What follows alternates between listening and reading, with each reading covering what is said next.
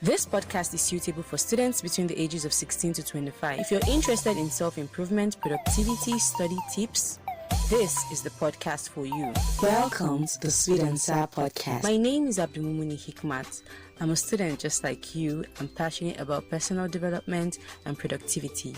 So, if this is your first time listening to this amazing voice, don't make it your last. If not, sweetie, you know how we roll now. Let me hear you say H to the I to the Q, to the M to the A and the T. H to the I to the Q, to the M to the A and the T. H to the I to the Q, to the M to the A and the T. Welcome, sweeties, to a new episode. And if you're new on this podcast, I just want to reiterate what we do on this podcast. So on this podcast, you can learn on productivity. On this podcast, you can get to read more books by listening to us speak on, or by listening to me rather speak on books I have read and how they've helped me. You can also learn how to be a better entrepreneur who is a student, by listening to episodes that we put out with people that have done it or are doing it and are doing it well or are able to find balance. So on today's episode, I wanted to ask a question. Why is it that our mornings are always tiring, groggy, and we always try to drag ourselves out of bed and rush to work or rush to school? And to be honest with you, once you actually start your morning well, when you start your morning well, you're certain to have a productive day. And I'm going to teach you today 10 morning habits, or rather 9, that you can add to your morning routine or whatever routine you have to just make your day more productive. So let's get to it. So the first thing I would say is get a good night's sleep. And in this day and age where there is technology, social media, a lot of people are like always on TikTok, always on like Instagram till like 12 a.m. and they're not sleeping early.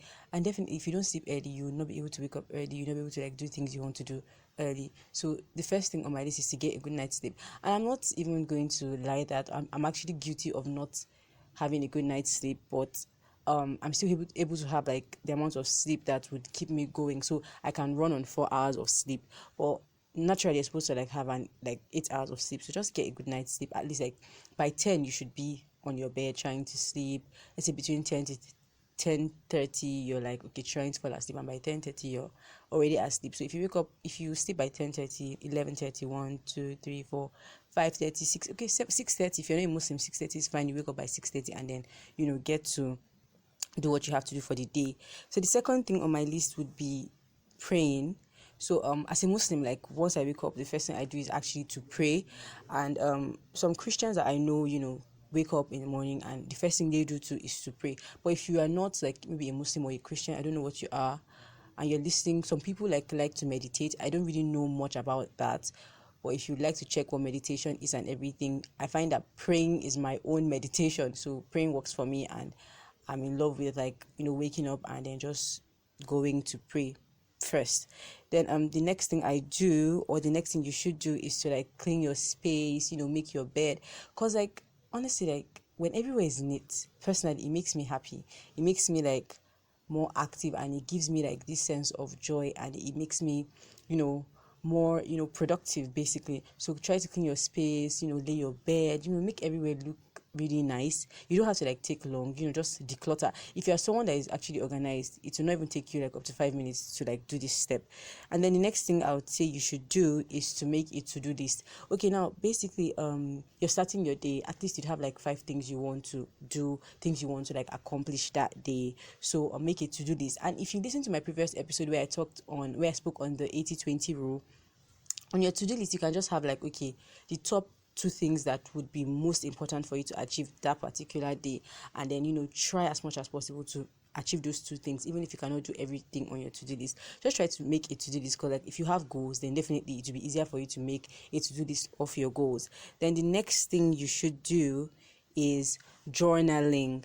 And basically I don't journal every day, but like I have a journal where I like keep things, and I also have a planner. So like a journal and a planner is like quite different. Journaling helps you like organize your thoughts, and it just helps you know that your emotions are valid, whatever you're feeling is okay, that kind of thing. So it's more like that place where you pour out everything that is in your head, whatever, just write it in your journal, scribble it. Like, I know it may seem lame to keep a diary or a journal, whatever, but like it will really help you, because like it will help you like pour out like whatever you're feeling at that point. Then the next thing I'd say is to read a self-improvement book. Now a lot of people read, but not so many people read non-fiction, and I like to read non-fiction a lot.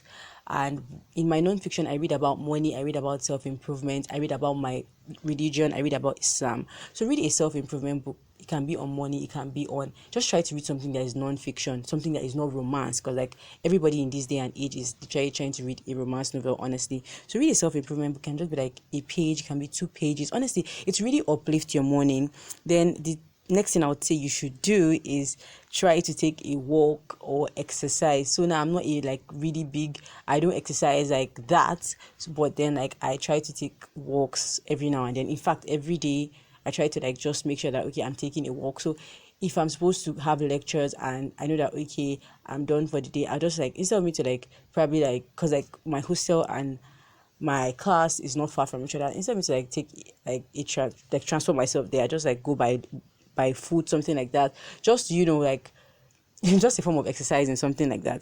Then the eighth thing I would say you should do is to take tea. Now if you know me very well, like personally, you know that I love tea so much. Like when I mean tea, I'm not talking about like beverage, I'm talking about like tea, like green tea, stuff like that. And then I don't know what it is, but tea just has this like really really uplifting like feel it gives me, or it gives people that like are habitual tea drinkers, and it just makes you so calm, and it just makes you so active, and just like gives you, I don't know, it just gives me this like, I don't know, like if you start drinking tea, you feel what I'm saying. So the last thing on my list would be affirmations, positive affirmation. So before you run out the door, before leave your hostel, before you leave your house, before you leave wherever you're staying, just try to tell yourself positive things. You do great today, you're amazing, you look beautiful, you're going to smash your goals, you're going to like just tell yourself lovely things, because if you don't tell yourself, who will? Okay, who will tell you all these things? You literally just have to be like your personal hype person.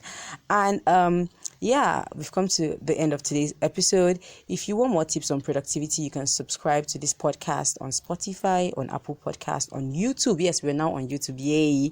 And if you're looking to read more self-improvement books in 2024, you can also subscribe and follow us on Instagram at Sweet and Sour Pod.